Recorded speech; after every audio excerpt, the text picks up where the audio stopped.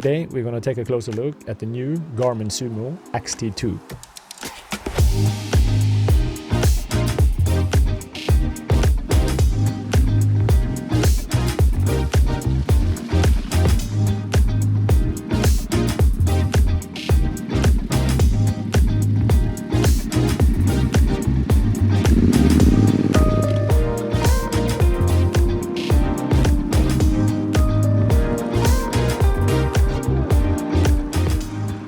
In this video, I'm going to try to shine a light on all the questions you might have about the Zumo XT2.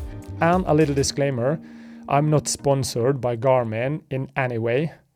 I reached out to them and asked if it was possible for me to try out one unit before I decided to buy one and see if it was a valuable upgrade from the Zumo XT1. They sent me a loan unit that I'm free to send back after I've tested it, or I can choose to buy it when the loan period is over. First of all, let's cover the question that I was really curious about before I got the unit. Do the Cradle from the Zumo XT1 fit with the Zumo XT2? And yes, it does. It fits perfectly. It's the same connection, but the connection pins in the power outlet is a little bit different, but the Zumo XT2 fits and it takes charge and it holds charge from the Zumo XT1 outlet. But the Zumo XT1 does not fit in the Zumo XT2 power outlet because of the grooves in the connection. And yeah, it looks like there's a couple of plastic spacers there to make it a tighter fit. But when I fit the XT2 on the XT1 mount, there is no free play or anything. It fits really snug.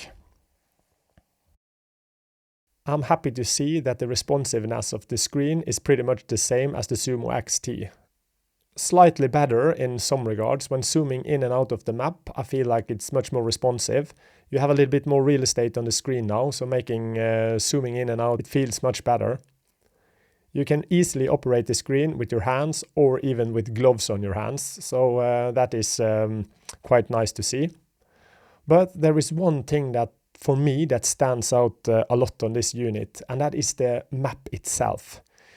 They have done an upgrade to their topographical map, and I just find the way they color grade the different size roads and back roads on the side of the street. It makes it much easier to just slightly look at the screen and have an impression of what roads lies ahead or what roads that are on the side of the road that you want to explore. So I find this map upgrade on the unit to be extremely well, to be honest. So for my use, I don't think it will be necessary to download other maps to upload on the unit. Yes, and I do understand if you really go off-road or off the grid, you probably will need a better topographical map than you can find on the Garmin Zumo XT2. So let us take a closer look on how I upload routes, tracks and waypoints to the unit. I know there's a lot of Garmin Basecamp user out there. Some of you guys love it and most of you absolutely hate it. And I can understand because I have had my share of troubles with the Garmin Basecamp. It's actually a really good archive system, and it makes it really a good platform to store all your routes and your tracks into different lists and all the waypoints.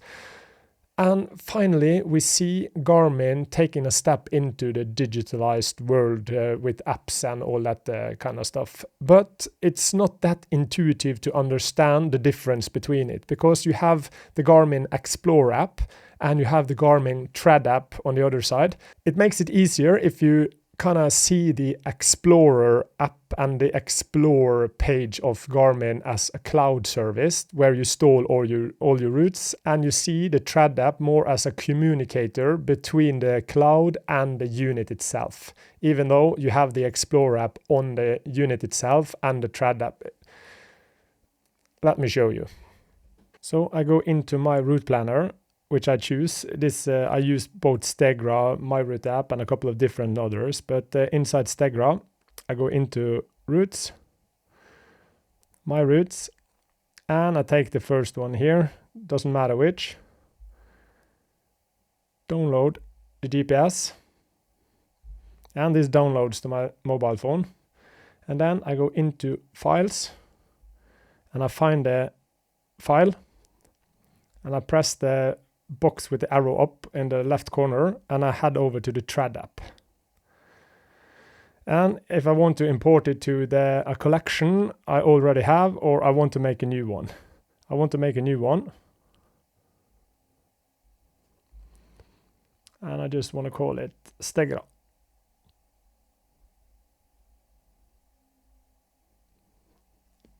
And this uploads it to the Explorer library.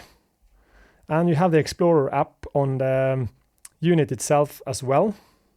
So if I go into the Explorer app, you see I have the same collection here that I have on my Thread app. But for this to be uploaded, you need to sync it. And this happens through Wi-Fi and through Bluetooth. And now you can see the time and the sync. And it should... one more sync.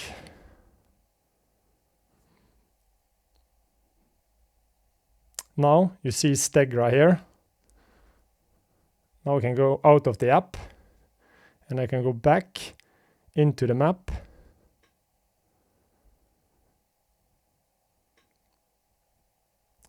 And you can see it is visible on the map here. If it's not visible, I can go into the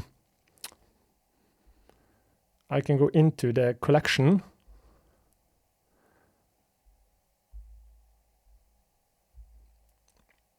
And I can find it here. And here I can turn on and off what I want that should be visible on the map. And everything is tied together with the everything is kind of tied together. You see I have some waypoints on the map and everything. I can choose to go into the route itself and do change the name of it. I can set the color, which color it should have on the map. And everything is connected and synced together with the Thread app and the Explorer app. But the Explorer app on the phone is made for the hiking and the InReach community. So that is an app inside an app, but it's still a library with all the collections that I've made with waypoints. I can add trips, I can add routes, I can add whatever I like to each one of them. And if I go into the collection here on the Explorer library, I choose the Stegra. I can turn it on and off, but it will still be visible on the unit. But if I go, because here I can choose to have it visible or not, but if I go into the Stegra and I delete the collection, you will see it removes from the here, because now it's updated, it's synced, because they're in connection. So now it went away from the map. I'm not sure if I managed to make that as easy and understandable as possible, but for me, this also now works much like a digital Basecamp.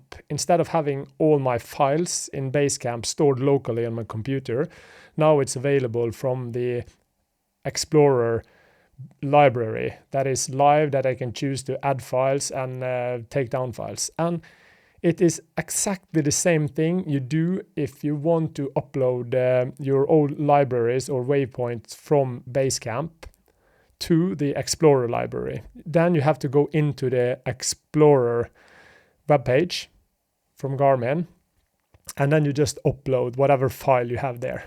So if you go into Basecamp, you can choose a collection, a smart list or a list, and you can go to file, and you can export selected, I think it's export selected data, make a file of that, store it on your computer, go to the Explorer page and upload it there, and you can choose which collection you will put it in.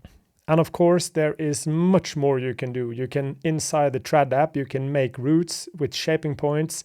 You can upload that to a collection that you can make visible on the unit itself. You can even make routes on the unit itself as well, but that is a little bit cumbersome. I find the app to be a little bit better. And to sum it up, because of the app Explorer app is called the same as the Explorer app on the units, it's a little bit easy to get confused about those things. But when I use the unit itself for planning my routes and everything, I only use the Trad app and the unit itself, or a different route planner online.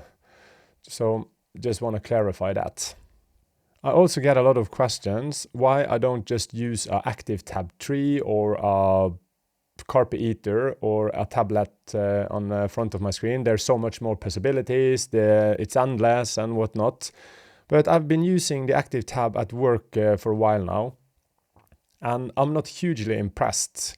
It's random how it takes charge, it always needs an update, and I think it's quite slow and sluggish sometimes with some of the apps. It's probably not the case with everything because I'm not using it, but I've heard so many stories about this kind of setup, and for my needs, I don't need everything and all the possibilities available on my sat-nav in front of me. I don't want any distraction. I only want a decent map that I can look down on every now and then.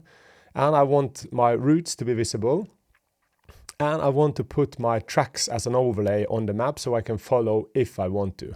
You really need to identify your needs before you can say this are better than that. Yes, you could argue that the Active Tab 3 is cheaper than a Garmin Zumo, but keep in mind that a Zumo is made for motorcycle riding. For my needs, the Garmin suits me really well, and in most cases where I need extra information or do search, I have my smartphone in my pocket where all the extra apps or satellite images and everything is available anyway.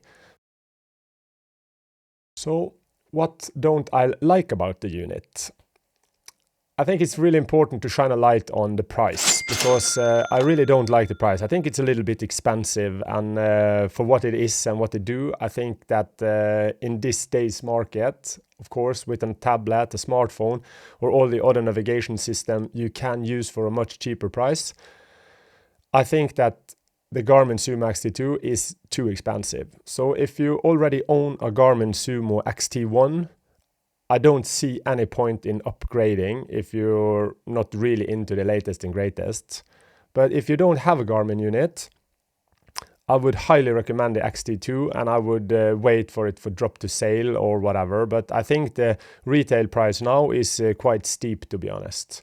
And I think if Garmin want to continue to fight on the market for GPS units, they really have to do something about that. And I didn't like that I encountered a couple of problems in the beginning when I first received my unit. I have had it for approximately 2 months now, I think. Random shutoffs or restarts. It shut off and came on again without any notice. And I found that to be inconsistent. I couldn't replicate it. In the beginning, I thought it was because it didn't hold charge on the socket, but it had nothing to do with that. Garmin did know about the problem, so they corrected it in an update just a couple of days after. So that has not been an issue throughout all this testing period. And the same goes sync between the app and the unit itself. If we want to upload routes and use it for that purpose, you really need the Bluetooth or the Wi-Fi connection to work properly. And there was a little bit of problems with this as well in the beginning of the unit, but everything is sorted out in an update, and I haven't seen any issues with this after the second update I got. And what do I like about the unit? Well, the likes are many. I think it's a really good GPS unit that is a great navigational unit. Like, you know, when you get into the bigger cities and you start coming into those intersections or a lot of lanes, and you're not quite sure where to go to get to the place you want, and you get up those navigation arrows, towards what lane you should stay in, what road sign you should be looking for. And I haven't found that in any other app available, and I think that is so great to have when you are in a big city that you don't know of. It makes it so much easier to navigate in large cities. And I really like the screen in all condition, raining, dusty and whatnot. It's really responsive. It works really well with gloves, without gloves. I like how easy it is to upload and sync routes and tracks. And I just like the layout. I like how it's situated in over my dashboard on my bike, and how well it works. And it's really hard to record on camera, but the visibility on the screen from the Zumo XT2 compared to our mobile phone, my iPhone, is night and day. It is so much brighter and so much easier to look at when you're riding. And I like the track feature in the unit. You can navigate a route, or you can navigate a track, and you can still start and stop your own record of tracks. If you come across a nice road you really want to save, you can track that while you are navigating our own route or a longer route. That I find to be really smooth on this unit compared to a couple of apps I've tried. I don't want to compare it to a lot of apps out there. I got a lot of questions about that, but I really need to put a lot of attention and testing time into each app to justify it. And I just don't have the time or need for it. So it's way too cumbersome for me to kind of fulfill that request. So sorry about that. The final conclusion is that I'm really happy with this unit. I could highly recommend it. It's a great and solid upgrade from the Zumo XT1. And I'm going to keep it. I'm going to pay the price for the upgrade, because now when I'm started using it, yesterday I tried to go back to the Zumo XT, and I just missed the map and the layout and a little bit bigger screen. So well done, Garmin. I think you are on the right path. There are still some quirks you need to figure out with the web page and everything, but when you take a look at the tread unit, if you're really going off-road, I think the tread unit is a better option. If you look at the tread and the Zumo, if they manage to make that direction a little bit more close, I think they will be challenging a lot of the apps and smartphones on the market today. I think that is where I draw the line of this video. It's starting to become a little bit long. I hope I managed to make it clearer for you how you upload routes and how the unit works. And yeah, take care, stay safe. I'll see you in the next one.